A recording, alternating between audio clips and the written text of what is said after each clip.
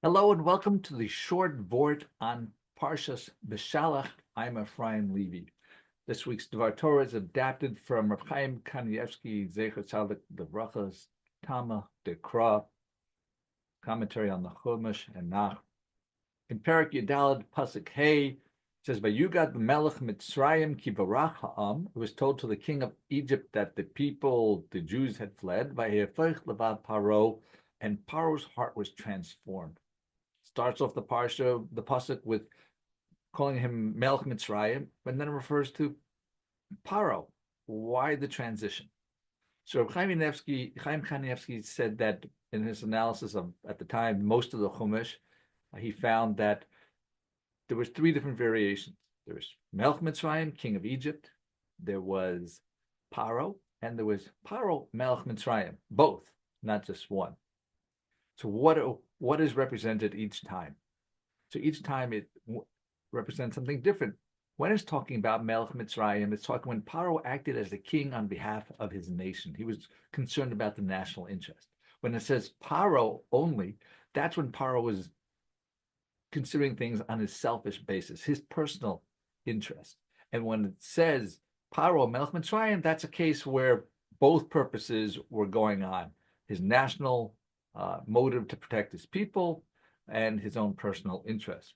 Rav Chaim gives a few different examples. One is in Shemos. These are all in Sefer Shemos. So Perak Aleph Pasuk Tesvav, Vayomer Melech Mitzrayim el Lam Yaldos Hevrios. Vayomer Melech Mitzrayim, the king of Egypt, said to the Jewish midwives. So there it says Melech Mitzrayim because he was concerned about the population growth of the Jews, and he was afraid that they would become so numerous that they would end up rebelling and they would drive the Egyptians out of Egypt. Later in Perek Zayin Pasuk Gimel, chapter 7, verse 3, it says, "Vani eksha esle Paro." Hashem says, "I will harden Paro's heart," because there, Paro could not even pretend that his stubbornness was on behalf of his nation. He was not letting the Jews out because of his own personal interest, his own prestige. He needed his people to pressure him. When his slaves said, Ad Masai, Lamokesh. Well, when will this be to ensnare us, to be a problem for us? And a third case, a few psukim after our pasuk that we're discussing, in Perak Yudalad Pasuk Ches. So there it says, "Vayechazek Hashem eslev Paro Melech Mitzrayim, vayidof acharei bnei Yisrael." There it says combination. Hashem strengthened the heart of Paro, the king of Egypt, and he pursued the Jews of Israel. Because here he had the dual purpose.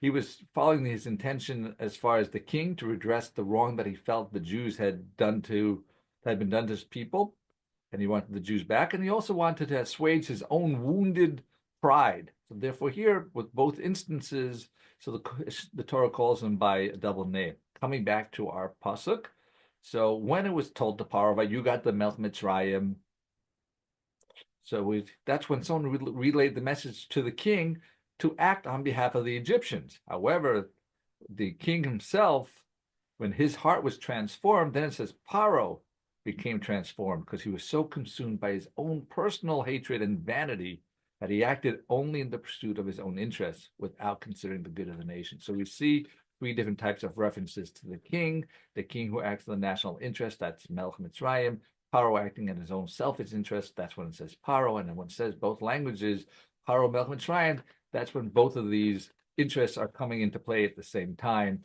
favoring Paro's own interests as well as the national interest. Thanks for listening. Have a wonderful week and a wonderful Shabbos. Like, share, and subscribe.